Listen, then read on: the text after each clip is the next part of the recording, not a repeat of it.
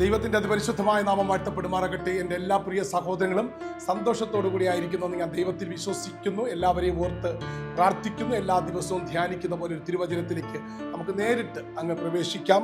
അതിനാധാരമായിട്ട് ഹബക്കൂക്കിൻ്റെ പുസ്തകം 3-ാം അധ്യായം അതിൻ്റെ 17-18 വാക്യങ്ങൾ വായിക്കുന്നത് ശ്രദ്ധയോടെ കേൾപ്പിൻ. അത്തിവൃക്ഷം തളിർക്കുകയില്ല, മുന്തിരിവള്ളിയിൽ അനുഭവം ഉണ്ടാകുകയില്ല, ഒലിവ് മരത്തിന്റെ പ്രയത്നം നിഷ്ഫലമായി പോകും, നിലങ്ങൾ ആഹാരം വിളയിക്കത്തില്ല, ആട്ടിൻകൂട്ടം തൊഴുത്തിൽ നിന്ന് നശിച്ചു പോകും, ഗോശാലകളിൽ കന്നുകാലി ഉണ്ടായിരിക്കുകയില്ല. എങ്കിലും ഞാൻ യഹോവയിൽ ആനന്ദിക്കും, എൻ്റെ രക്ഷയുടെ ദൈവത്തിൽ ഘോഷിച്ച് ഉല്ലസിക്കും.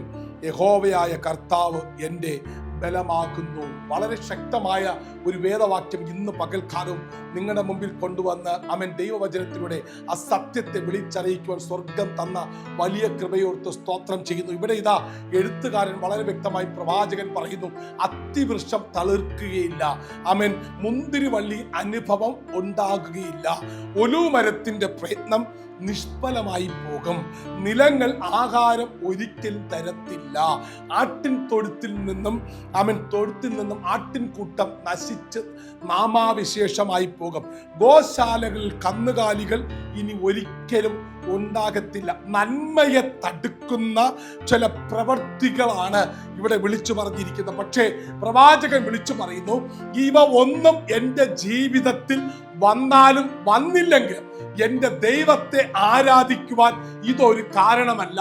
എൻ്റെ ജീവിതത്തിൽ നന്മ വന്നാലും തിന്മ വന്നാലും അതെൻ്റെ ദൈവം അറിയാതെയല്ല സംഭവിക്കുന്നത്.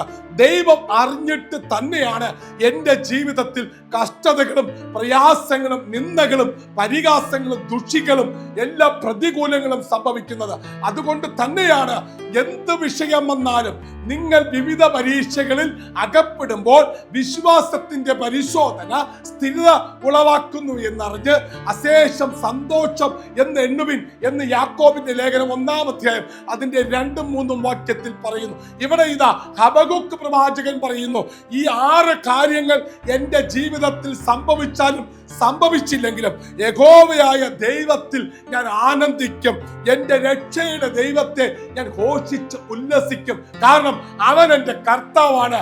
എൻ്റെ ജീവിതത്തിന്റെ കൊയ്ത്തുകളെ തടയുവാൻ ഈ ലോകത്തിലെ ഒരു പൈശാചിക മണ്ഡലത്തിനും കഴിയത്തില്ല എന്ന് അടിയുറച്ച് വിശ്വസിച്ചിട്ട് പറയുക, മുന്തിരിവള്ളിയിൽ നിന്നും ഇനി ഒരു അനുഭവം ഉണ്ടാകത്തില്ല, അത്തിവൃക്ഷം തളിർക്കത്തില്ലായിരിക്കാം, ഒലിവ് വൃക്ഷത്തിന്റെ പ്രയത്നം നിഷ്ഫലമായി പോയിരിക്കാം, പക്ഷേ ആട്ടിൻകൂട്ടം തൊഴുത്തിൽ ഇനി ഉണ്ടാകത്തില്ല, കന്നുകാലികൾ ഗോശാലയിൽ നിന്ന് നശിച്ചു പോകുമായിരിക്കാം, എന്റെ ജീവിതത്തിൽ ഒരു നന്മയും ഉണ്ടാകത്തില്ലായിരിക്കാം. പക്ഷേ ഹബക്കൂക്ക് വിളിച്ചു പറയുന്നു, ഞാൻ എൻ്റെ യഹോവയെ ഘോഷിച്ച് ഉല്ലസിച്ച് ആനന്ദിക്കും.